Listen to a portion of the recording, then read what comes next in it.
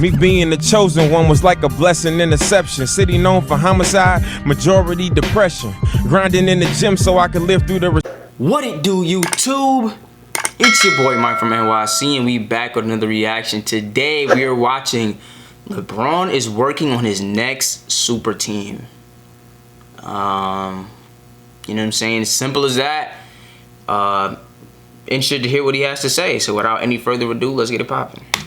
We are only 3 weeks into the NBA offseason, and already the league looks like a completely different place than it did just last season. Facts. So far this offseason, 85 players have either signed to a new team or were traded to a new team. 85. That's 19% of the entire league wearing a different jersey this season. And with all these big moves going down, there will be a lot of changes in this upcoming season. The Bulls signed DeMar DeRozan and the GOAT himself, Alex Caruso, who will team up with his fellow former Laker, Lonzo Ball, which now officially makes Michael Jordan the second greatest Bulls player ever. After their most successful season in a decade, the Knicks had a great offseason so far, re-signing Julius Randle and Derrick Rose, trading for Kemba Walker, and signing Evan Fournier. The Knicks now look like one of the better teams in the Eastern Conference. Going forward, the playoffs should no longer be just a goal for the Knicks, but rather an expectation. On the other hand, it seems like the Blazers have gone in the opposite direction lately. For the last 2 seasons, Damian Lillard has been begging that Trailblazer ownership give him better tools to work with, so he doesn't have to score 40 a game just to give his team a chance in the playoffs. And their response was to sign Cody Zeller, Ben McLemore, Tony Snell, while simultaneously losing Enes Kanter, Zach Collins, and Carmelo Anthony. Alright, so I just want to go on record saying I didn't know this, so damn, you did not give you nothing to work with, bro. You're gonna have to dip. You know what I'm saying? You're gonna have to dip, man. I didn't know all of this.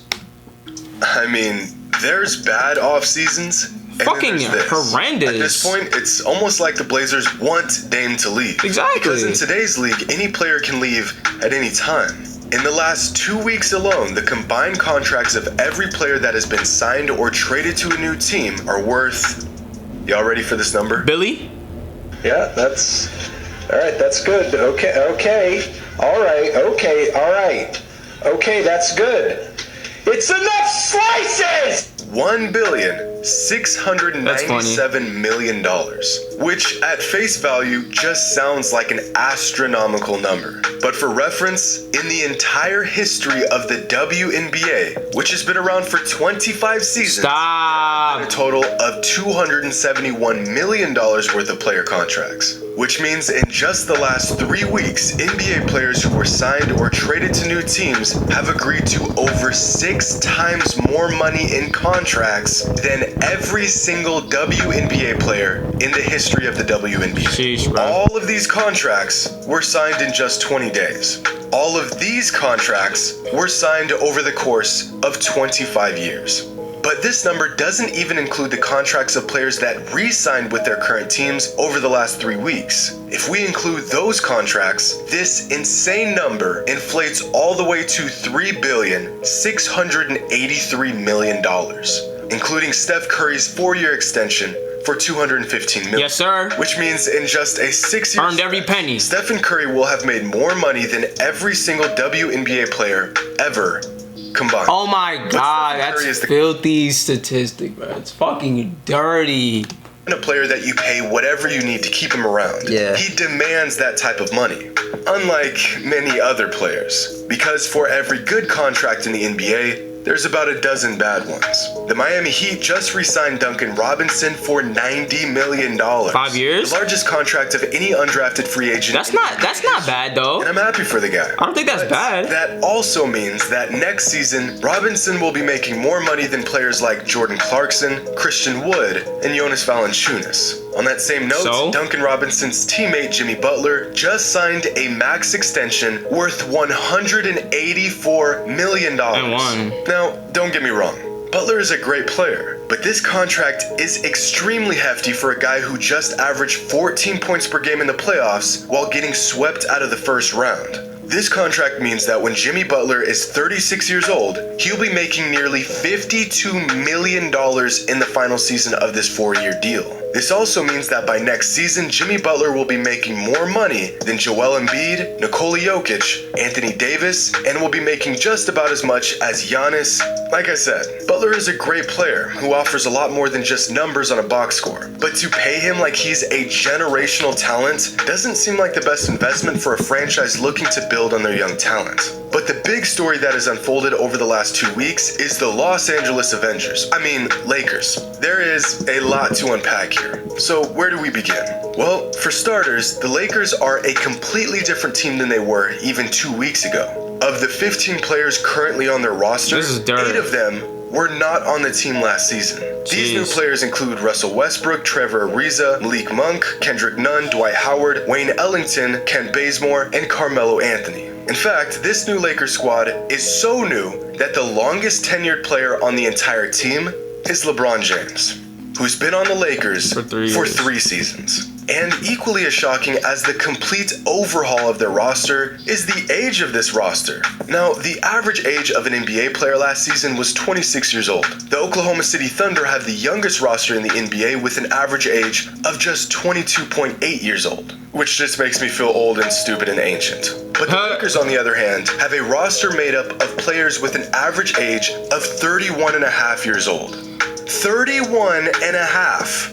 Last season on the Wizards, Russell Westbrook had played more NBA seasons than anyone else on the entire roster. This upcoming season, there will be 7 players on the Lakers who have been in the NBA longer than Russ. Dog, this team is just old. And this got me thinking, is this Lakers squad the most accomplished group of NBA teammates ever? I mean, with all that age comes experience and accomplishments. Sure. So here's a breakdown of some of the major accolades and awards that the 2021-2022 Lakers roster has amassed, including some absolutely ridiculous totals like 55 All-Star appearances and 17 All-Defensive Team selections. If we compare Melo ain't got none of them bitches. Let's say the 2017-2018 Warriors, it's not even close. And that's because this isn't a fair comparison. At the time, the stars of the 2017-18 Warriors were all in their prime with a lot of years left to play and a lot of awards left to win. True. But the exact opposite can be said about this Lakers team. True. Most of the big names are past their primes. Their best days on the court long behind them. All of them, actually. Instead of comparing them to the Warriors, including Anthony let's try Davis, to in my find a opinion. more suitable comparison. What about last year's Nets team? Nah. Still, not even close. Okay, let's Lakers? try the 2017-2018 Cavaliers. An experiment similar to this Lakers team that LeBron tried to pull 04 off, Lakers. recruiting old friends and big What names about of them? the past to try to win a ring. Still, nowhere close to the 2022 Lakers. 04 Lakers. Alright, I've got a team that I think is pretty comparable. The Did you know Geico could save you hundreds on car insurance and a whole lot more? Oh. So what are you waiting for?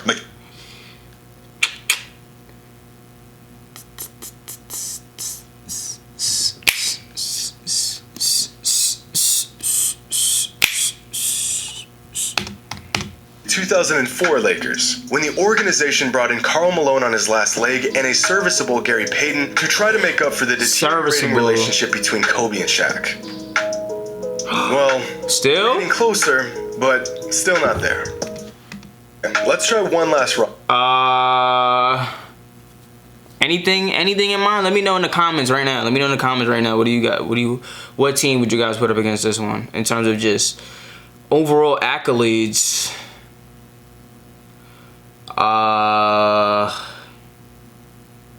Maybe the old Mavericks. Maybe nah. Damn. I give up. One of the biggest failed experiments in recent NBA history the that other also Lakers, took place within Kobe. the Lakers organization. The 2012-2013 Lakers, when Kobe Bryant and Pau Gasol joined forces with veteran Steve Nash I see his and a point. prime Dwight Howard. Okay, I think I see Y'all your can point. recall, when this team was assembled, it broke headlines. On paper, one of the most stacked teams of the last few decades, and a roster that most closely resembles the star power and accomplishments of this 2022 Lakers team. True. This team had the second best preseason odds to win a championship that season. Fast forward 8 months, a bunch of injuries, and one clean sweep by the Spurs in the first round of the playoffs, and this roster was never to be seen or heard from again. And we all quickly learned that how a roster looks on paper compared to reality can often be two very different things. I think we can all agree that this Lakers team is more talented than the 2012 team. Anthony Davis is in his prime. LeBron is still looking like a top 5 player in the league. Westbrook just led the NBA in assists on his way to averaging a triple-double for the fourth time in his career. Carmelo Anthony has found new life as a great spark off the bench, still one of the best shot makers in the game. And Dwight Howard is, well, he's Dwight Howard. Aside from age, the biggest knock on this team being their lack of shooters. But if you take a closer look at this roster, they have more shooting power than you may believe, with 4 players shooting better than 40% from downtown. But wait a minute. Don't even look right. These guys. We won't talk about them. But it seems like the biggest question about this newly assembled roster is whether they are a super team or not. And in my opinion, the obvious answer is yes. They are. Of course they are. Simply because they have 2 all-NBA caliber players and another all-star caliber player as well. I'm really not sure how you would make the argument that this isn't a super team. And it honestly has nothing to do with Melo signing or the addition of Dwight. But rather because we already know that AD and LeBron can win a title with an average supporting cast. So a championship level team adds an all-star and more depth. Well, you do the math. And just like every other super team ever assembled, there's really only 2 outcomes to this experiment.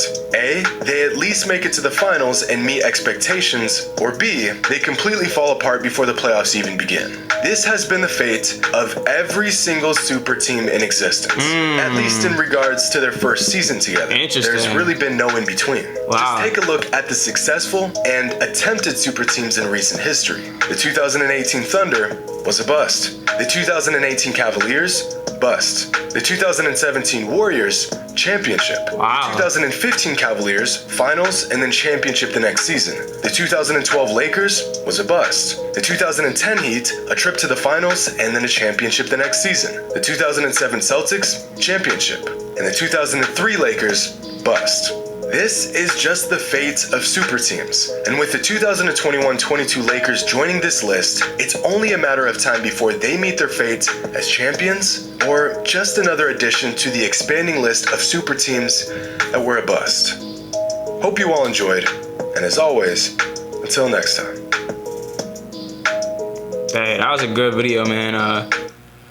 Definitely a good video, man. Any last thoughts? Definitely let me know. Let me know what you think this Lakers team is gonna do this year. You know what I'm saying? I mean, there's still some unknowns. I mean, Kawhi signed, but I still have faith in the Clippers. Excuse me. I still have faith in the Nets. I mean, I don't think that's a reach, even though, you know, PG and Harden are 2 of my favorite players in the league. You know what I'm saying? I don't think it's a reach to say that they're still in contention with the teams that they have. I don't think this Lakers team is anywhere near unbeatable. I think a healthy LeBron James on that team, I think it could be a matchup nightmare, to be honest. But you know what I'm saying? I don't think they're unbeatable. I've definitely seen like some better super teams. You know what I mean? So definitely let me know what you think. Definitely like, comment, share, and subscribe if you like these type of videos. And I see you when I see you. Peace.